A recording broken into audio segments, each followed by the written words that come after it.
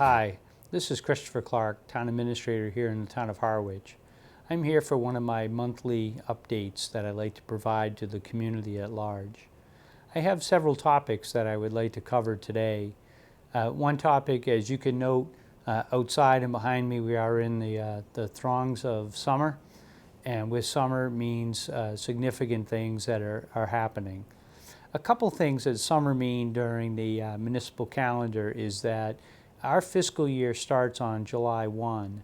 So our FY15 fiscal year actually ended on June 30th. So we are in the process of going through and making sure that the June 30th FY15 closed out on positive notes. I think some of our preliminary information is very positive. So we are in the process of kind of analyzing how we did in 15. Our current fiscal year is FY16, and we're already starting to lay out the calendar for FY17, which means the May 2016 town meeting.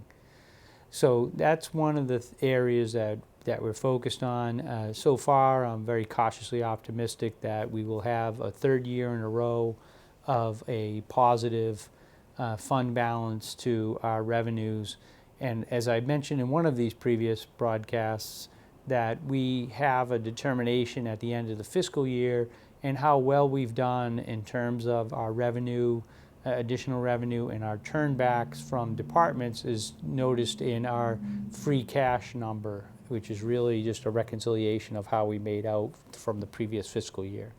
So we are in the process of going through and looking at those numbers. Recently, we had a non-resident taxpayer meeting in which some of issues were raised. This year, I think last year we had about 3 or 4 people, non-residents, and this year we had a much bigger turnout. Approximately 25 to 30 people were in attendance, and they had a broad base of questions, kind of all over the map, if you would. Some areas of concern that were brought up were the beaches. There was one beach in particular that was brought up, and we've gone out since that meeting, myself and the town engineer as well as the harbor master, to look at that beach, and we are in the process of trying to study and find out what's going on. There are obviously the environmental changes that we're experiencing. There's a lot of erosion on the beaches as well as accretion, which accretion is the process in which more sand comes onto a beach. So it has both the ebb and the flow. So we are looking at those issues that were brought up at that meeting to make sure that we have a good understanding for it. I would like to say this is now my second summer being the administrator here in the community. And the one thing I noticed that I thought was kind of interesting is that there is a little bit of a sense from some of the residents that this is a vacation area and that, that they don't have to follow the same rules.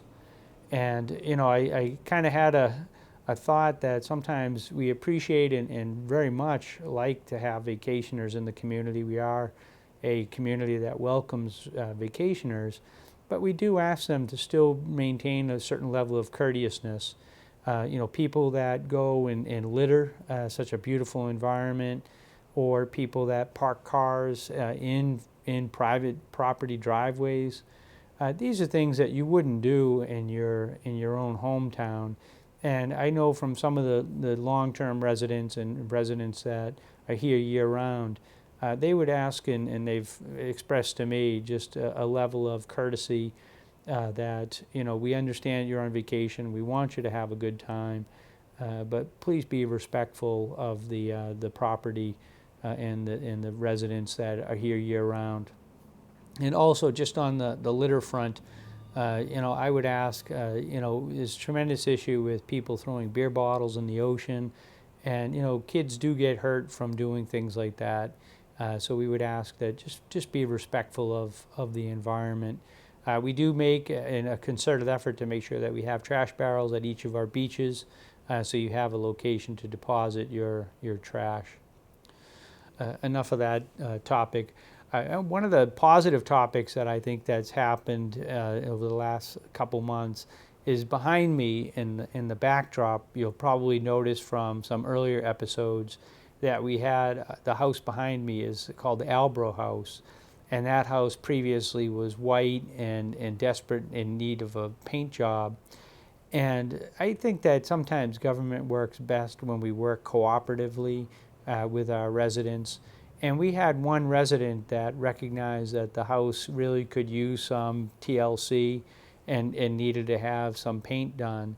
And Mr. Lou Urbano coordinated an effort to have volunteers come out and paint the house. And over the span of probably 2 or 3 months, the house has gone from a white in desperate need of paint to the multicolored house that you see behind me.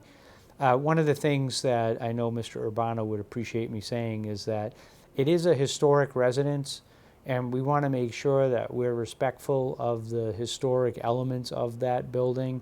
So we have looked and asked for the Historic Commission to provide some insight and some expertise into the color pattern for the house. So they have done that. So the house colors behind me are something that was recommended for the historic period in which the house was originally constructed. I think this is a great opportunity where you can have public and private partnerships to work in concert. And I know this year in the upcoming budget cycle that I will be working on various issues in regards to property. We are engaged in what to do next on the middle school property. So that will be one area that you'll see over the next several selectmen's meetings of what to do with the middle school. Also, 2 other areas. I have received a letter of interest in terms of acquiring by a private group the Bank Street Fire Station, the former Bank Street Fire Station. Currently, that fire station is being used by the harbor master to store some of his materials, as well as being used by other groups that have storage issues and storage needs in the community. So that will be one that we're looking at for some concepts. The remaining one is the West Harwich Schoolhouse. That is an area in which we are also looking at how can we clean up that section of Route 28, how do we improve that?